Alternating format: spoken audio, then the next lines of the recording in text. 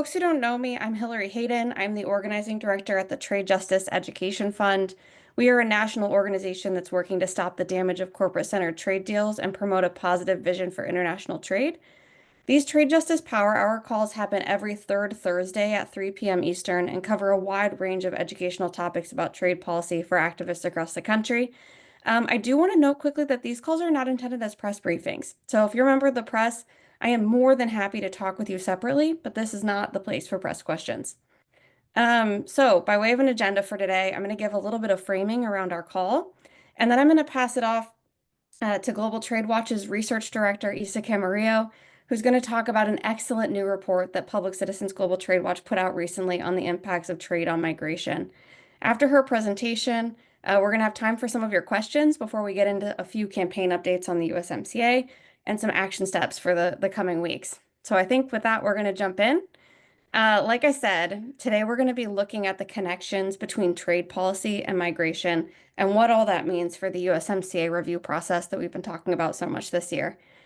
Most of us on these calls understand all too well how corporate-driven trade agreements have contributed to economic displacement in the United States.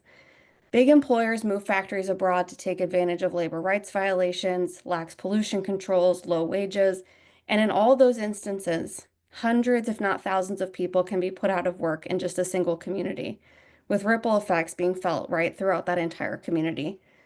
People with enough savings often move out of town in search of jobs elsewhere, but folks without the savings needed to chase that better employment, and often disproportionately Black and Latino households, but certainly not only Black and Latino households, are often forced to take lower paying jobs. This puts a downward pressure on wages and benefits for the jobs that are left. And then there's less and less money in that community to support small businesses, restaurants, hair salons, car dealerships, and all of those start closing up shop, right? And in the worst instances, property values start declining. The loss of tax revenues from all these different income streams, income taxes and business taxes and property taxes, cuts into the money that's available in a community for public services. This might mean that there's more kids in each classroom at school. It might mean that infrastructure or maintenance programs get put off, and it might mean that governments start looking into privatization of public services.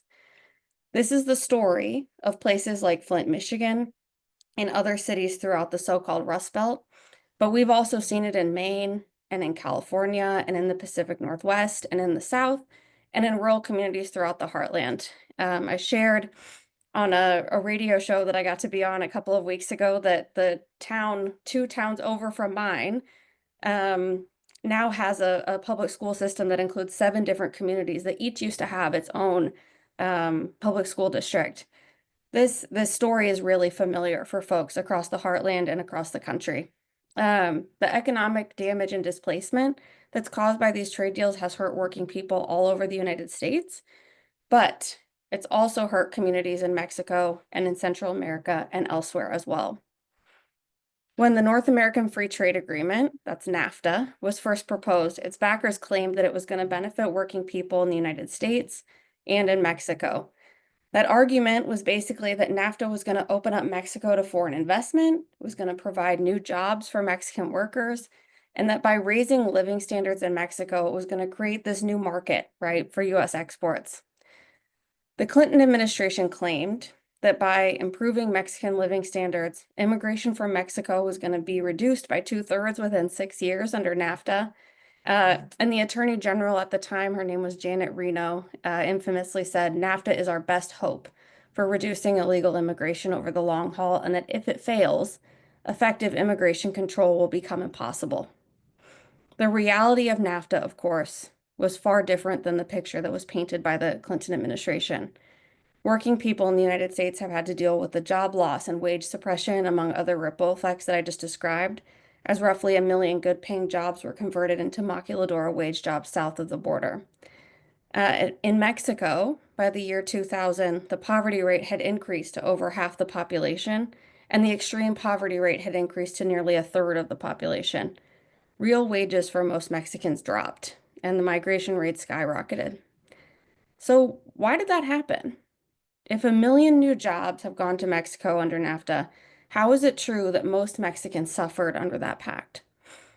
One of the biggest reasons, among others, is that both the original NAFTA deal and the rebranded USMCA deal from President Trump's first term forced Mexico to reduce tariffs and other barriers to agricultural products from the United States, resulting in a flood of subsidized corn, wheat, and soy pouring into the country for less than what it cost American farmers to grow it. Small Mexican farmers saw the price that they received for their crops plummet as a result, and huge numbers, estimates are in the millions, have been forced off their land to look for work in cities, in borderlands, and in many instances to risk their lives crossing the border looking for work in the United States. Meanwhile, politicians like Donald Trump and many others vilify these migrants.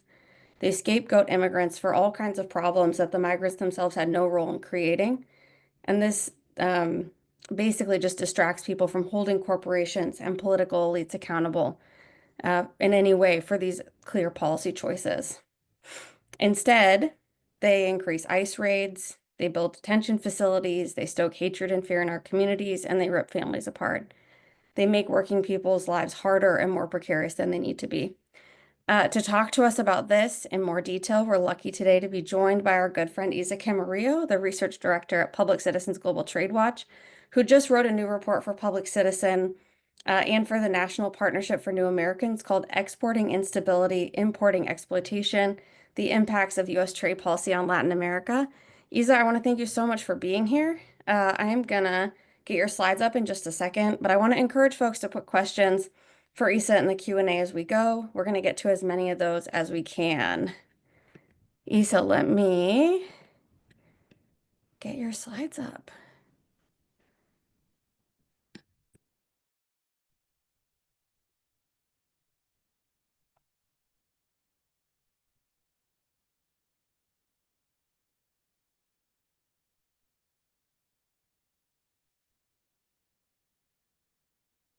There we go. Well, thank you, everybody. Thank you, Hillary. That was such a wonderful introduction to all of the issues that I will be covering today. And I'm really excited to be here with you all talking about this topic and the report that I drafted with the National Partnership for New Americans, or NPNA, if you're unfamiliar.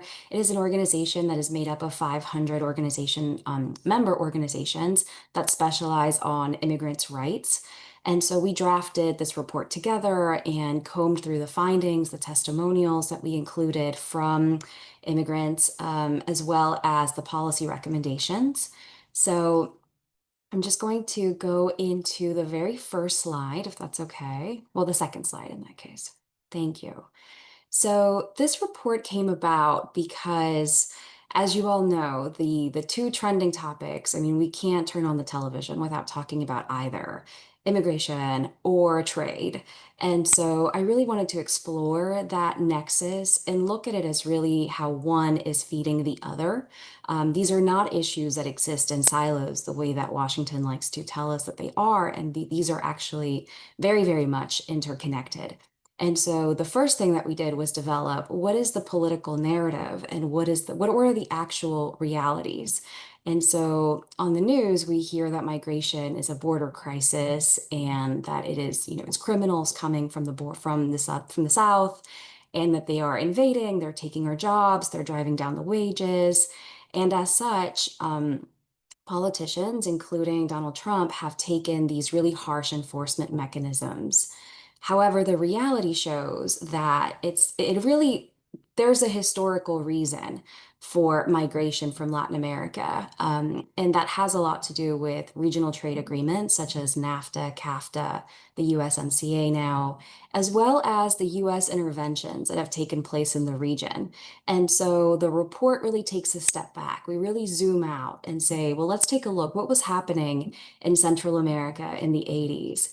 And if your mind goes to the coups and the civil wars, you'd be right. And the US influence from that era was pervasive, and that has led to all of the free trade agreements that we have now. There was also pressure from the IMF and the World Bank. And so all of these things have had lasting consequences. And let's not forget that for many Latin American countries, it was around that time that they were also gaining their independence from the Spanish crown. And so these were newly formed nations that, all of a sudden were being thrust into trade agreements and foreign investment and things like that. And I think that the what we're seeing now is just the consequences from that new form of colonization that came through trade agreements and economic policy. And then the other thing is that migrants are scapegoated to deflect the blame. And it's a very, very real blame that should really be placed in Washington, and for the corporations that lobby in Washington for these trade agreements to be passed. And then the other truth that we can't ignore is just how much the United States depends on migrant labor. And so we talk about a dual exploitation, right? The exploitation that takes place when corporations go to Latin America to extract, and then also the migrants who are displaced and have to come to the United States looking for a better life or just survival in general. And then they come here and they enter as exploitable labor. Next slide, please. So this shows a little bit of the numbers that we were able to find. This took a lot of research. A lot of the sources that we would have originally gone through for this research no longer exist. So this was really a collaborative effort with a lot of friends in universities, and NPNA was also really key for this. But a lot of the sources for the data the Trump administration has actually taken down.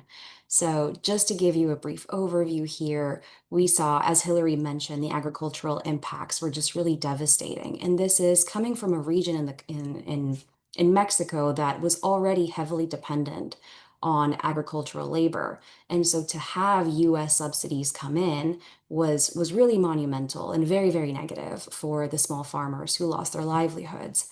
And then as a result, as a very, very clear and direct result, we saw the migration from Mexico double and then go up even further.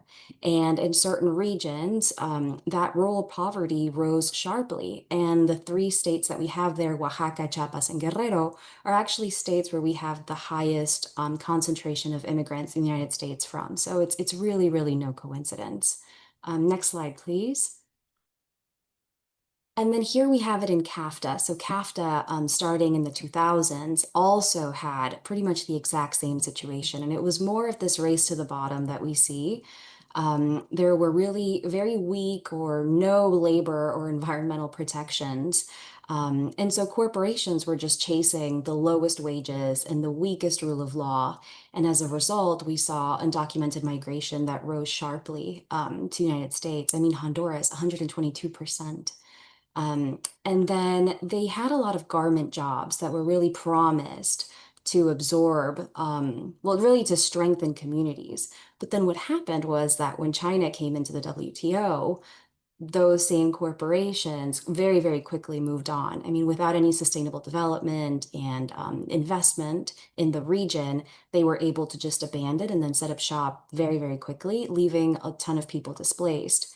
And then one of the most concerning findings is that Central America is home to a vast population of indigenous peoples. And so they were impacted possibly even more from CAFTA and the fallout there. And next slide, please. Now, for the report launch, we had this wonderful virtual event, and I will share some of the links for you in a little bit. But one of the videos that we had was from Representative Linda Sanchez, and she's been an ally and a partner for this project, and she's just been a steadfast advocate. And so it was really wonderful to hear from her, and I'd love for you to hear as well her thoughts. In particular, she's from the Los Angeles district, which, as you know, is just going through ICE raids and all kinds of issues right now. So, Hillary, please play it. Thank you so much. It's my pleasure to join you today, everyone. I'm Congresswoman Linda Sanchez. And as was said in my introduction, I am the ranking member, that means the top Democrat on the Ways and Means Trade Subcommittee. And it's particularly important that we're coming together to discuss this report from Public Citizen and NPNA, because it highlights the reality that too many working families already understand and are living. And that is that for decades, our trade policies have been a zero-sum game that benefits corporations while it displaces workers. That approach not only hurt American workers, but it also uprooted communities across Latin America as well. So there is plenty of pain to go around. Agreements like NAFTA and CAFTA-DR were supposed to bring shared prosperity for the US and for our trading partners in Latin and Central America. But sadly, instead of shared prosperity, this approach has yielded worse conditions for workers in both countries, economic insecurity for workers in both countries, and a more informal migration sort of pattern that has resulted. In Mexico, millions of farmers lost their livelihoods due to NAFTA, and those sadly weren't unforeseen consequences. It's what many people, many of us, were warning would happen at the time that the agreement was entered into.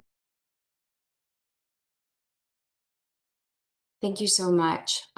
So we'll pause that there, and then we'll just get back to slide 6 on labor exploitation. Thank you so much. And these are some of the really, really concerning statistics that we were able to find in the data.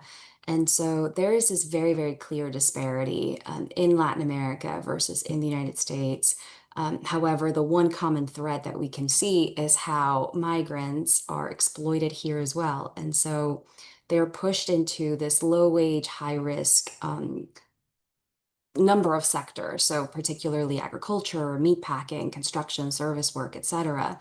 And then their deportability and status in the United States is used to suppress wages, to block union organizing, and maintain worker compliance through fear. And I think what's important to really highlight here is that the US economy depends on this vulnerability. This is very much a feature of the system. It is not a flaw. Corporations know this and they lobby for this, and they profit vastly from this. Next slide, please. And the report is really peppered with testimonies. I encourage all of you to read it, or at the very least, check out the testimonies. They're really, really wonderful. This is one from an agricultural migrant in Pennsylvania. They pick mushrooms and they make roughly $4 an hour. And so I'll read their testimony. It says, "I came here to work. They know that. That's why they hire us. But the moment you speak up about pay, about injuries, they remind you that you're replaceable. At my last job, I was maimed by an agricultural machine and couldn't work for 3 weeks. They told me if I went to the hospital or told anyone what happened, they would call ICE and deport my family. They didn't pay me. I didn't complain, but they still fired me." Next one, please. And then also from the report launch event, we were really, really lucky to have CHIRLA participate. It's the Coalition for Humane Immigrant Rights. And we had the Director of Workers' Rights and Labor Legal Services, Yu Nguyen, and she was able to talk to us a little bit about what her clients go through. So as many of you know, in Los Angeles County and beyond in Southern California, we have been dealing with the militarization of immigration enforcement, where masked unidentified agents are racially profiling and unconstitutionally arresting workers who have been living in the US for 30 or 40 years. And so many of you might ask yourselves, why didn't you get papers during that time, right? So for almost 40 years, we have not had any meaningful immigration reform. In January of 2023, recently, the Biden administration had created a program called the Deferred Action for Labor Enforcement, also known as DALE, which what it did, similar to a U visa, is that if a worker was the victim of labor abuse, which could be wage theft, discrimination, or retaliation, they could be granted protection from deportation because, similar to a U visa, they're witnesses in the labor investigation. But it was not required that they actually be witnesses, but that was the general idea. Now, fast forward to today, the program still exists in paper, but it is practically non-existent because a lot of the applications, the great majority, have been stalled since January of 2025. Other clients of mine worked in the poultry industry. They were displaced workers. They were displaced by trade policies in their home country, came to the US to work in the poultry industry, where they suffered similar abuses. In the poultry industry, we also saw Guatemalan children as young as 14 years old who didn't speak English or Spanish being forced to work up to 60 hours per week, child labor, using sharp tools in a high-risk job.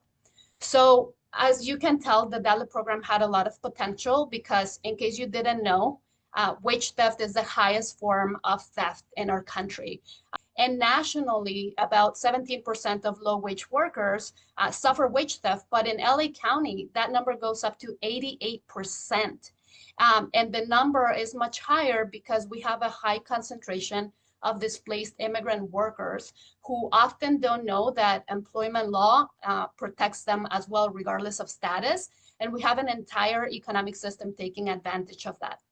Now, in the cases that I mentioned earlier, the labor agencies, the U.S. Department of Labor, the California Labor Commissioner's Office, they did their job, they investigated, and this happened before DALE was even created.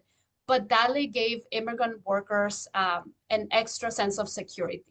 So what does this mean for workers and trade policy? In California, foreign-born workers make up 1/3 of the state's total workforce.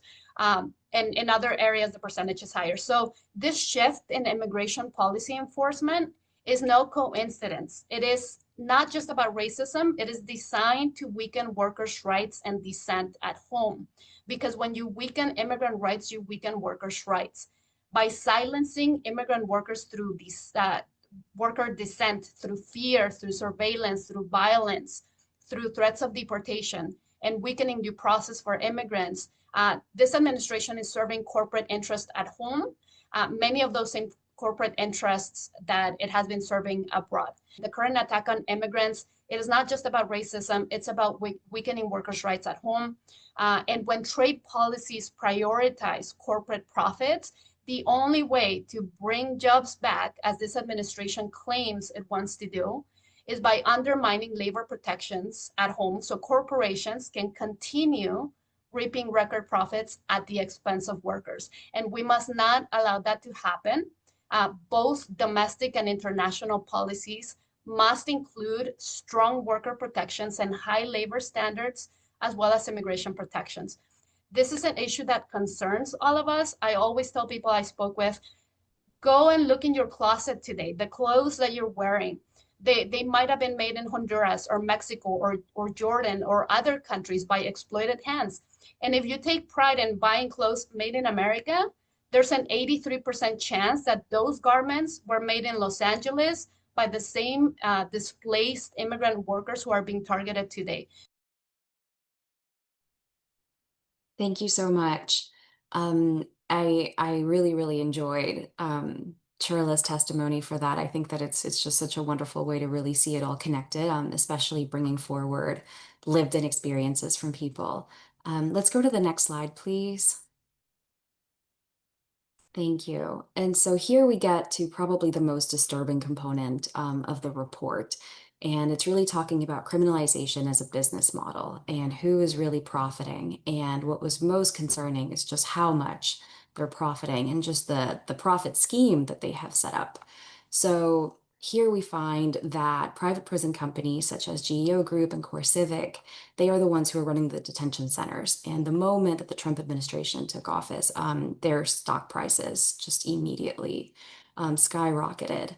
And we know that just in what we have now of 2025, they have already spent over 20 million in lobbying, and they have received billions in ICE contracts. And I think what's most concerning about that is that we have this self-fueling pipeline where we have a 3,000 arrest daily goal to arrest that many people to detain them. And so for every person that is detained, ICE is then giving GEO Group and CoreCivic these daily arrest quotas, and they're ultimately being paid by taxpayers. And then we have the Attorney General, Pam Bondi, who is a former GEO Group lobbyist, and then David Bible, who is now Executive Vice President of the GEO Group. He was actually at ICE, and he was, forming a lot of these contracts that we see now. So they're just profiting left and right. And you see a very, very clear incentive to continue this displacement and just to continue this business model that is ultimately very, very cruel. And what we have also is that they are aggressively lobbying for harsher policies. And in the detainment centers, they are using forced labor. The detained migrants are forced to work for less than $1 a day. And so these migrants that are fleeing, the trade-driven displacement, all of a sudden become commodities in this privatized incarceration system, which is problematic on its own. And then when you add in that these are migrants, I think it just complicates things even further. Next slide, please. And so we concluded the report with some policy recommendations. This is a very, very summarized way of looking at them. Again, the policy recommendations were drafted in partnership with NPNA and their members. And so I encourage all of you to really go through them and see what I'd love to hear your thoughts, but just in a very, very overview way. We must transform the trade agreements to prioritize labor rights, environmental protections, and human dignity, and decoupling immigration enforcement from labor policies by stopping workplace raids, the detention quota, safeguarding migrant workers' rights. And then I think the one that encompasses all of them is to really address the root causes of migration. And to close out today, I'd love for you to see the video with Representative Kazar, who was our final speaker at the event, and he talks a little bit about this root cause. Hillary, if you could play it, please.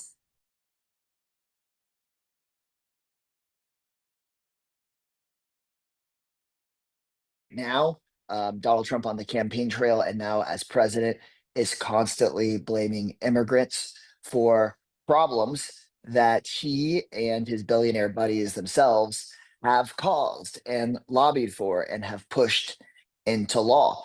And the consequences have been devastating for our communities, especially like the communities I represent in Texas. And it's just, we need to be able to call out when it is the arsonists themselves that are calling themselves the firefighters or blaming the firefighters for the flames, because it is not immigrants who signed trade deals that devastated American communities and offshored tons of union jobs. No, it was the billionaire class that did that. It was not immigrants who signed on to trade deals and put in provisions that have been devastating to the local economies of places like Guatemala and Honduras and country after country after country. It was the billionaire class that pushed for those sorts of provisions in our trade deals. And so it's so important for us to call out who the real villains are in our politics and then work on real solutions. That's why pretty soon I will be releasing the Migration Stability Act, which focuses on making sure that we have trade policies that support working class people around the world, and including and especially here in our own country, that we look at the way that we impose debt on other countries and sanction working class people and other places in ways that actually cause a lot of the mass migration that we see throughout the world and in the Western Hemisphere. I have to also recognize here as Progressive Caucus Chair and as a proud Democrat that these are issues that are not just within the Republican Party, but that are too often the billionaire class has had too much influence on Democratic policy on the economy and in our trade deals. Thank you so much. I will put the resources in the chat for you all to check out if you get the chance. And yeah, it was really, really wonderful chatting with you all today, and I look forward to any of your questions. Isa, I just want to thank you so much. I'll ask you to keep your camera on for the Q&A section. This is such a relevant and important report for the work that we've been doing this year to build up for the USMCA review, to figure out what those demands are, what the changes should be to improve some of these policy outcomes, because as you've outlined, like so many of these things have been devastating to Latin America. One place I would really like to start this conversation, I'm going to take a second to look at many of the questions that are in the Q&A, but do you have a sense of what some of the immigrants' rights groups are pushing for in the USMCA review? So that's actually something that we are developing right now. I think that I can give a very, very broad and general overview, but we do have something forthcoming. And again, we're really looking at, I think, this nexus and decoupling immigration policy from workers. Well, I think a better way of saying it is just to like really center immigrant rights within all of these policy changes. But yeah, we do have something in the works. And I think there are some people here. Yeah, Global Exchange is here, and Global Exchange has been a wonderful ally. And so we'll be working on something soon. Awesome. I know that there are folks that are working on ag-related issues. I know there are folks working on labor standards related stuff. There's a lot of pieces that are moving within the USMCA review that can help fill in a puzzle, right, around how to address some of these policy issues. Um, so what do you think is the biggest policy change that could be made throughout the USMCA review or in trade policy more generally that would help reduce economic displacement?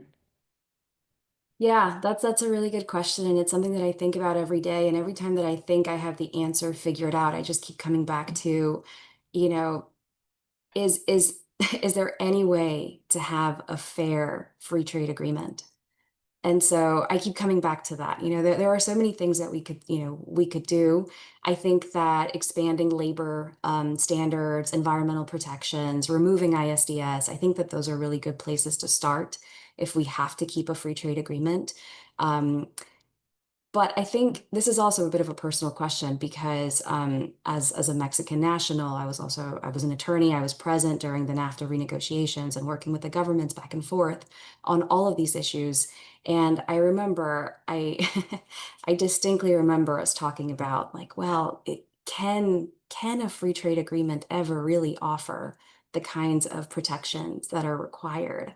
And and I think we all said, well, if a trade agreement has to be in place between all three countries, Mexico has to, at the very least, have some of the protections because there's just no way that in the North American context, these three countries are equal.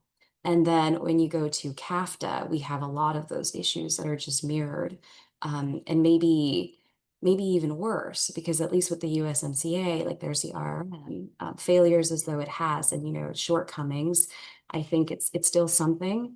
Um, and so yeah, I don't have a neat answer for that, unfortunately. Yeah, I know there's no silver bullet, I don't think, to fixing years of problems. So, one other question. Thank you folks for putting questions in the Q&A. Appreciate all of those and please keep putting them in there. Do you have a sense of whether or not there are other prison companies that are profiting off of some of this outside of Geo, or is that the main one that your research uncovered? So it's two, the two that are the ones that are profiting the most. It's GEO Group and Core Civic. They are the ones who run the ICE detention centers currently, almost entirely. I think that there might be a few that are independent, but by and large, it's them. And they are also the two organizations that run all of the for-profit prisons in this country. That's helpful. Thank you. I'll also say, I'm sorry, before we move That's on, fine. these two corporations are actually facing multiple lawsuits over deaths, and I mean, just in the ICE detention centers, they are facing all kinds of human rights violations, criminal behavior, and just all kinds of things. A lot of negligence in those camps. Feeding migrants spoiled food, forcing them to work with unsafe chemicals to clean. So all in all, just very, very unsavory things. Um, so one thing that I had heard, I'm wondering if you have any additional information about this, but I heard that Canada was considering some legislation that might make it harder for immigrants to move there from the United States. Do you have any additional information or intel about any of that? I don't have any, no, I don't have any intel about that. That's interesting though. Okay, that's all right. There's a lot of attention in the Q&A, and I'm also catching up a little bit on the chat. Sorry, folks. Just about the rapid response mechanism, strengthening that, what that could do for labor standards, what and what impact that might also have on US companies' behavior as they outsource jobs, that kind of thing. Do you have any intel on in what ways you're hoping to see the rapid response mechanism improved. Yeah, I think that the RRM is a really, really interesting, it's a really interesting component of the USMCA. And I think that if it could be expanded to include more types of claims that can be filed, I think that that could be really, really great. I think that it should also just move a little bit faster and have better sanctions and actual teeth. I think that as it stands now, for those of you who aren't familiar, is essentially unions can present a claim, and then it gets processed, and there's like an official hearing. There's a whole process. Um, but I think one of the biggest shortcomings of it is that the sanctions aren't really deterring the negative behavior that, propelled the claim in the first place. And so it definitely needs stronger teeth, if it's to continue. Appreciate that. I think just as a little bit of additional background for folks, this rapid response mechanism replaced a sort of even worse system, right? Where people were waiting years and years and years to ever get a response to a complaint about labor rights in Mexico. I mean, 12 years or more, right, was kind of the trajectory that I think we were on before the rapid response mechanism. And so this is like, my understanding is that this has created a system where people get a response within like 6 months, which is still not great when people are like losing their livelihoods and having, having to figure some of that out. And I think there's totally room for improvement, like you're saying. I think I just wanted to offer that as some background that we're like taking these steps toward figuring out what the right system for some of these labor abuses is. Um, okay. Still seeing a lot of questions. Just a second. I'm sorry, folks. I'm having a hard time catching up between the chat and the Q&A. So many questions about the rapid response mechanism. Isa, I think I'm gonna leave Q&A with this last question for you. If there was one uh if there was one like sort of magic wand that you could wave to fix one of these policy things that you're talking about, is there one that you think would address the biggest amount of what's going on in the work that you're doing? Yeah, I would say I'd have to give this one to the immigration policy side, and I would say that upholding due process. This is such an issue that we're seeing right now. The individuals that are being removed without due process, I think, is of great concern and should be of great concern to all of us, not just from an immigration standpoint, but where does it end? If due process isn't upheld, then what happens then? So I think that by saying upholding due process within the context of my work, I would say safeguarding fairness in all legal proceedings, access to counsel for individuals facing deportation, regardless of ability to pay, and legal representation for unaccompanied children. I spent a lot of time working at an immigration clinic in Miami, and a great part of my work involved unaccompanied minors. And I can't tell you how terrifying it is for the toddlers, for the children, even for the teenagers. They put on a brave face, but it is absolutely harrowing. And so to have due process not upheld, I think just adds another layer of complexity to all of these things. And I think that the Trump administration is doing a lot to put it as, well, these are criminals, but at the end of the day, they're people just like all of us. And, the Constitution didn't stutter. So I'll just leave it at that. Thank you so much, Isa. Really appreciate you being here to share about the report. And folks, I'm going to be sure to get that report and other links that Isa has referenced in her presentation to you in a follow-up email, either later this afternoon or early tomorrow. So, Isa, thank you so much. We really appreciate you, your time and being willing to share about the report with us. Absolutely. Thank you so much for having me. I'm going to leave my email in the chat. So if anybody has any questions, or if I didn't answer any questions, let's continue chatting. Thank you so much. Have a great rest of your day. Thanks, Isa. Bye. So I want to turn quickly to a few USMCA campaign updates. And I know we have a couple folks here that are going to share a little bit with us about some work that they've done over the last couple months. Just as a little bit of framing, I know a lot of folks here know this, but more than 680 labor and civil society groups across the US have called for the USMCA review to benefit working families, to create a more fair and resilient economy across North America. And together, we've called on the Trump administration to stop demonizing immigrants, to stop blaming Mexico for immigration, and to start addressing these root causes of displacement and migration. Beyond making that clear political statement of solidarity, groups have pushed for three of the biggest policy changes needed to rectify this issue.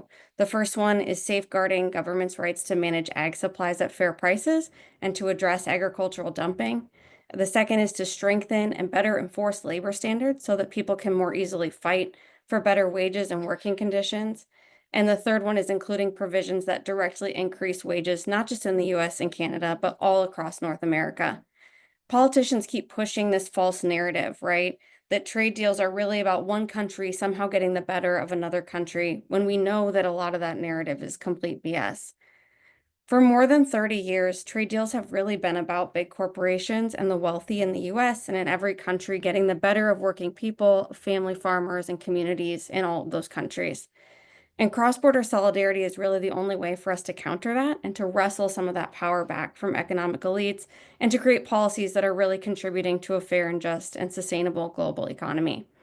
So as we talked about in June, there's that 680 group organizational sign-on letter. It's a great starting point. We need to press our elected officials to start picking up the demands that are listed in that letter. When we met in June, we asked folks here and across the country to take action to deliver that organizational sign-on letter directly to members of Congress.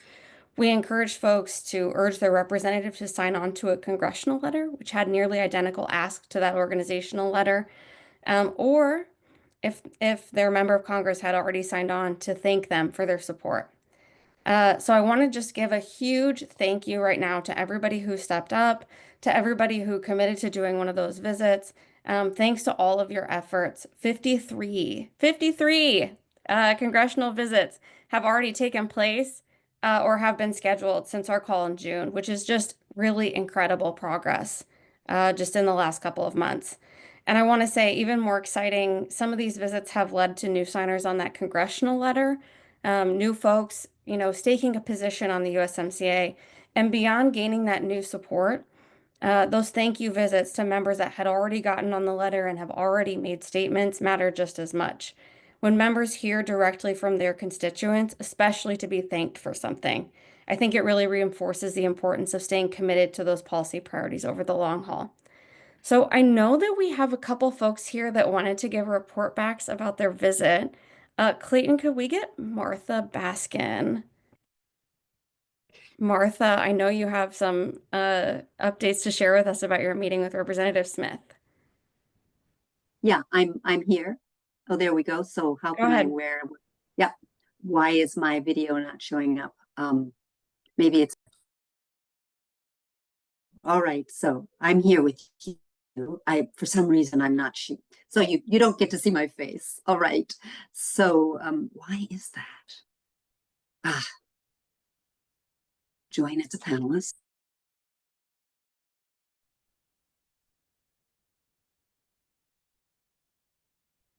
There we go. So you're promoting me. All right. Good day. Good day to all of Thanks, you. Clayton, for So your help. I assume. All right, thank you for your help. So I assumed that Julie would precede me, but here I am. So I'll hold the floor a little bit. So I live in the Puget Sound, Seattle area, and we met with Representative Adam Smith. He's in the 9th district of our region, and I was holding the environmental floor a little bit. I'm a representative of Seattle's of 350 Seattle's policy action team. Can you hear me, by the way? Yes. Okay. So there should be, and there must be, strong and enforceable environmental standards in the USMCA. That was the main point. Without such provisions, US companies have an incentive to move their production to Mexico, where environmental standards are weaker. But to make these environmental standards truly enforceable, a rapid response mechanism is needed, similar to the one for labor. In a mid-June letter to the Office of the U.S. Trade Rep, the Sierra Club, Natural Resources Defense Council, and the Legal Conservation Voters made several recommendations, some of which include strengthening language throughout the environment chapter to shall ensure rather than shall strive to ensure, establishing a tri-national air quality commission working group to harmonize air pollution monitoring and reporting of greenhouse gas emissions, and criteria air pollutants for large industrial facilities, manufacturing steel, cement, and aluminum. The letter also recommended creating a new environmental article on modernizing manufacturing, where partners commit to reduce greenhouse gas emissions by the amount necessary to maintain or quickly return to a 1.5-degree world by 2035. And lastly, but very importantly, 350 Seattle's policy team wanted to emphasize the damage the USMCA has done to rural communities. As explained in a shared priorities letter for the USMCA review that came from the Citizen Trade Campaign, 350 National, Agricultural Justice Project, Greenpeace, and over 75 organizations, agribusiness interests continue to reap huge profits under the USMCA, while family farmers and working people in rural communities suffer. While the prices consumers pay at the supermarket are higher than ever, the prices paid to farmers in all three countries are often far below the cost of production. To strengthen rural economies, the USMCA must be renegotiated to create fair, stable prices for independent family farmers and require mandatory market transparency so that consumers know where their food is coming from and how it is produced. This includes safeguarding governments' rights to manage agricultural supplies at fair prices that at least cover farmers' costs of production, and through tariff protections that allow for stable domestic supplies that meet demand by discouraging dumping. A renegotiated USMCA must also establish mandatory country of origin labeling rules for beef, pork, dairy, egg, and seafood products. So that was my 2 cents. I will say that Mr. Smith and Julie, where are you? They engaged in a good chat. Mr. Smith didn't have too many questions for me, and I'd like to change that scenario at another point in time. So thank you so much. Thank you so much, Martha. I know I used to, before Julie, I was working for Washington Fair Trade Coalition, and I remember how much work went into getting Representative Adam Smith to be on the right side of these things. And I also know that your visit has sparked a lot of other follow-up conversations and questions from his office, and we're still hoping that at the end of the day, right, he's going to come out on the right side of all of this again. All right. Appreciate your report back. Thanks so much. Thanks so much, Martha. I know that we also have Elizabeth Duke here, or I think that we also have Elizabeth Duke here to talk about a drop into Representative Cleaver's office.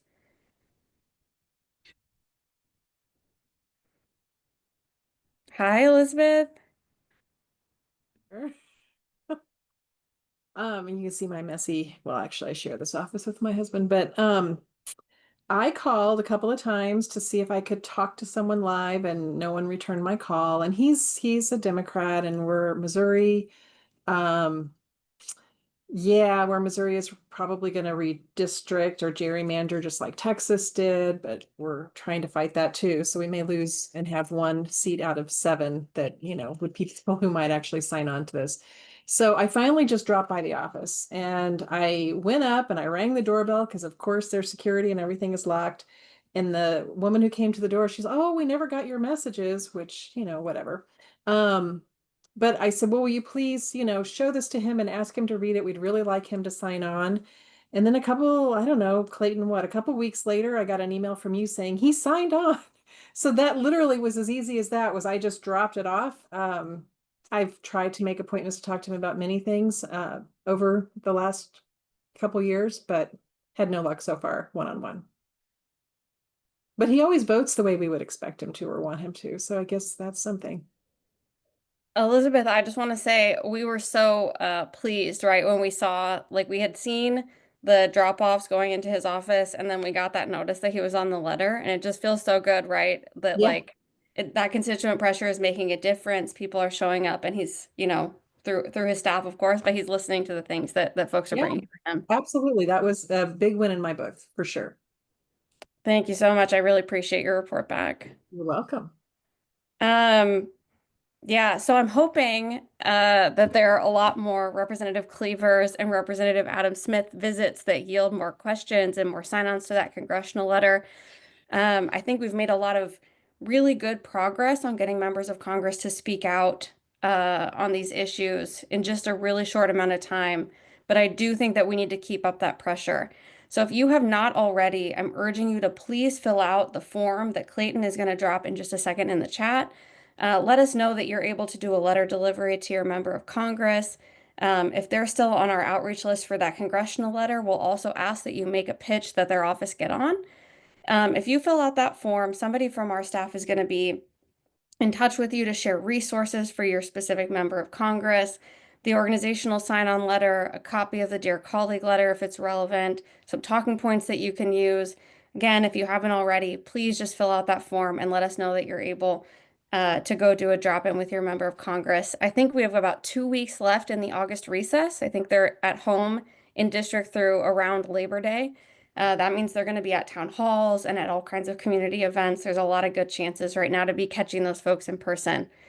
And for folks who do deliveries, I'm going to be reaching out to you to see if, like Elizabeth and Martha, you'd like to do some kind of report back on an upcoming call.